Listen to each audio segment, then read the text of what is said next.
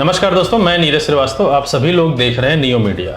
हरियाणा के इलेक्शन का रिजल्ट आ चुका है और बीजेपी तीसरी बार अपनी सरकार बनाने जा रही, जो कि इतिहास में पहली बार है कि कोई भी पार्टी तीसरी बार लगातार हरियाणा में अपना मुख्यमंत्री दे रही है। आखिर ऐसा क्या कारण है कि इतनी बड़ी जीत के बाद भी बीजेपी की पूरी पार्टी एकदम शांत बैठी हुई है? मानो ऐसा लग रहा है कि बीजेपी के खेमे में कोई डर है कि कहीं ये डर या कोई ऐसी चीज है, बीजेपी को ऐसा लगता है कि कहीं वो सामने उभर कर ना आ जाए। याद कीजिए, विगत 10 सालों में किसी भी स्टेट के इलेक्शन को जीतने के बाद मोदी जी ने कभी भी 2 बार उस स्टेट के इलेक्शन के रिजल्ट को लेकर या विपक्षी दल को लेकर बोला हो। ऐसा आपको पूरे 10 सालों में कभी नहीं मिलेगा। लेकिन हरियाणा के इलेक्शन के रिजल्ट आने के बाद मोदी जी ने बीजेपी मुख्यालय से अपने जब कार्यकर्ताओं को संबोधित किया, उस समय भी उन्होंने एक बात बोली कि कांग्रेस ये समझ रही थी कि 10 साल की एंटी इनकम्बेंसी के बाद उनको हरियाणा परोस कर थाली दे देगी, यानी कि हरियाणा में बड़े आसानी से कांग्रेस सत्ता बना लेगी। लेकिन सत्ता नहीं बनती। उसके ठीक एक दिन के बाद मोदी जी ये बोलते हैं कि हिंदुओं को कांग्रेस बांट रही। अब बात यहीं से समझ में आना शुरू होती कि ऐसा क्या हुआ कि हरियाणा के इलेक्शन के रिजल्ट के बाद पूरी बीजेपी के अंदर एक मातम का माहौल है, और ये मातम कम कह लीजिए एक डर का माहौल है। ऐसा मानो लग रहा है कि जैसे जब कभी कोई चोर चोरी कर ले तो उसको हमेशा ये डर बना रहता है कि कहीं चोरी उजागर ना हो जाए।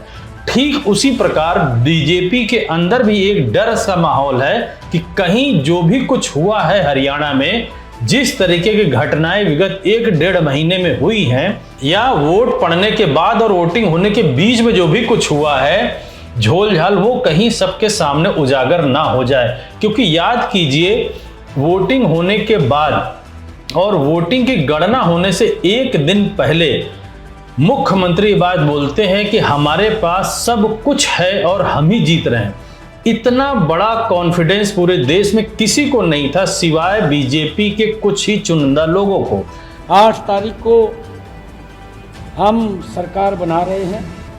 मेरे पास सभी रिपोर्ट्स हैं और 8 तारीख के बाद आपके सामने है 8 तारीख को जनता देगी जवाब और ये कहेंगे कि ईवीएम है खराब।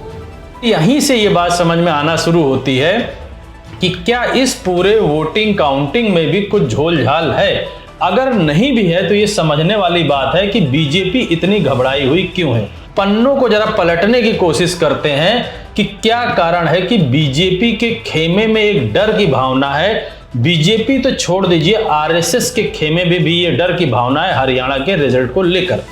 हरियाणा की राजनीति की दृष्टि से अगर गौर करें, जातिगत राजनीति की दृष्टि से, तो मैं आपके सामने एक आंकड़ा रखना चाहता हूं जिसमें ओबीसी समाज लगभग 33% है, जाट समुदाय 25 से 26% है, एससी समुदाय 21% है, पंजाबी 3 से 4%, ब्राह्मण समाज लगभग 8 से 9% और अल्पसंख्यक यानी मुस्लिम समाज मुश्किल से 3 से 4% है। अब ये बात गौर करने वाली है कि पूरे हरियाणा में बीजेपी हिंदू मुस्लिम का नैरेटिव सेट नहीं कर सकती थी।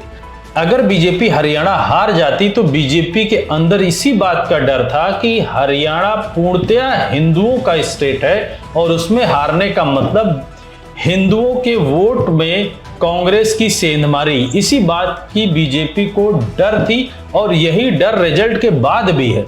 ये बात मैं आपको इसलिए कह रहा हूं क्योंकि अगर आप पूरे रिजल्ट में वोट परसेंटेज देखें तो 39.9% बीजेपी को मिलते हैं और 39.04% कांग्रेस को मिलते हैं वोट, यानी कि लगभग 0.9-0.8 के इर्द गिर्द ही वोट परसेंट का अंतर है।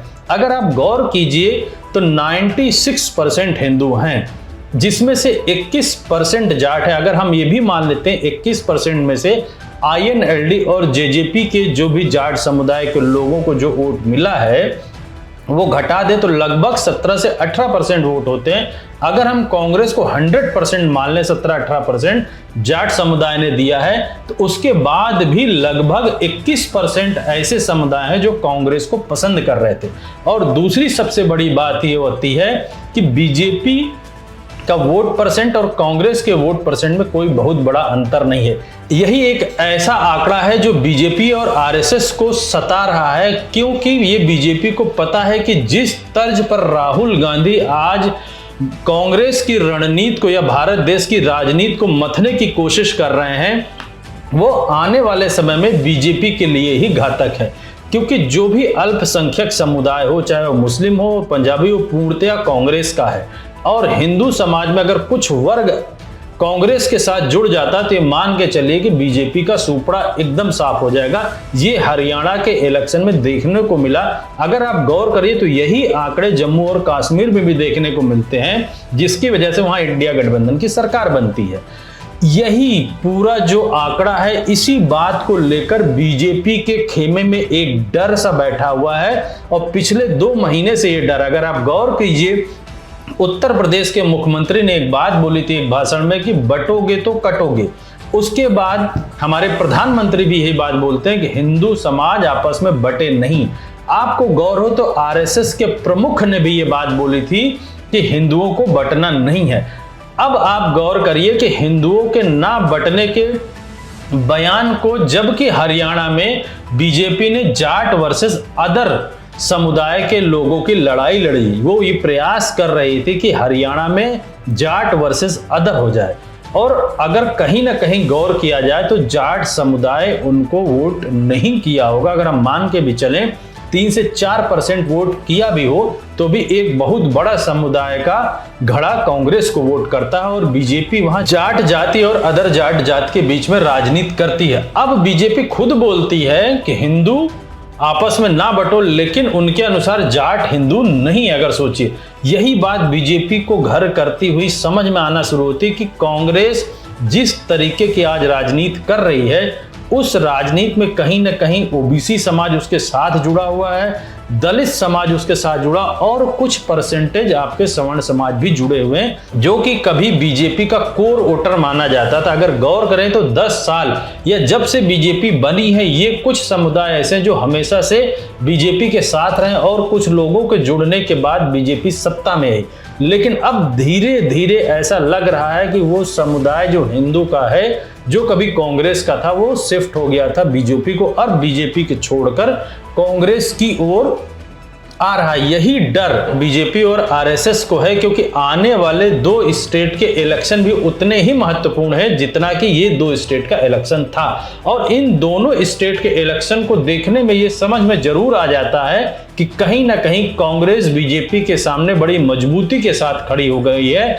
और हिंदू समाज का जो वोट कभी सिर्फ बीजेपी को मिलता था, ये कहते हुए कि कांग्रेस मुस्लिम की पार्टी है, अब ऐसा देखने को हरियाणा के इलेक्शन के बाद नहीं मिल रहा है। क्योंकि हरियाणा के इलेक्शन में मोदी जी ने जितनी मेहनत करी हो या ना करी हो, लेकिन आरएसएस ने लगभग 16,000 सभाएं की हैं। अगर इस पूरे इलेक्शन में देखा जाए तो जो बीजेपी की मशीनरी काम कर रही थी, उसमें बीजेपी खुद में प्लस आरएसएस, भारत देश के जितने इंस्टीट्यूशंस हैं, चाहे वो सीबीआई हो, ईडी हो, आईटी हो, इलेक्शन कमीशन हो, वो मीडिया, इतनी पूरी मशीनरी बीजेपी के लिए काम कर रही थी हरियाणा के इलेक्शन में। उसके बाद भी जब इंटरनल सर्वे 10 दिन पहले बीजेपी कराती तो उसको ये समझ में आ जाता है कि फिर भी वो हार रही।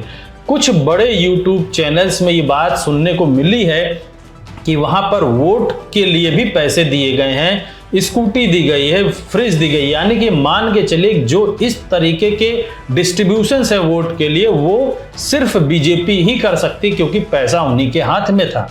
अगर ये इतनी मशीनरी के बाद भी वो उतना वोट परसेंट ही पाते हैं जितना कि कांग्रेस, तो मान के चलिए कि कहीं ना कहीं बीजेपी को बहुत बड़ा डेंट है हिंदू वोटर्स में। यही चीज बीजेपी को और आरएसएस को कहीं ना कहीं सता रही कि आने वाले अगर इलेक्शंस में ऐसा ही चलता रहा और 1-2% वोट कांग्रेस को ज्यादा मिल गए तो कांग्रेस हर स्टेट में अपने सरकार बनाने में सक्षम हो जाएगी। यही कारण है कि हरियाणा की इतनी ऐतिहासिक जीत के बाद भी बीजेपी कहीं ना कहीं डरी हुई है आने वाले अदर स्टेट्स के इलेक्शन में भी। देखना बड़ा दिलचस्प होगा कि बीजेपी हरियाणा के इस इलेक्शन को महाराष्ट्र और झारखंड में कैसे भुनाती है और कांग्रेस जो एकदम उसके बराबर वोट परसेंट पाई हुई है कितनी मजबूती के साथ हरियाणा और झारखंड में बीजेपी के सामने खड़े होते। हमारे चैनल की निगाहें इस पर बनी हुई। मैं अपने सारे दर्शकों से बोलता हूं चैनल को ज्यादा से ज्यादा सब्सक्राइब करें, शेयर करें। धन्यवाद।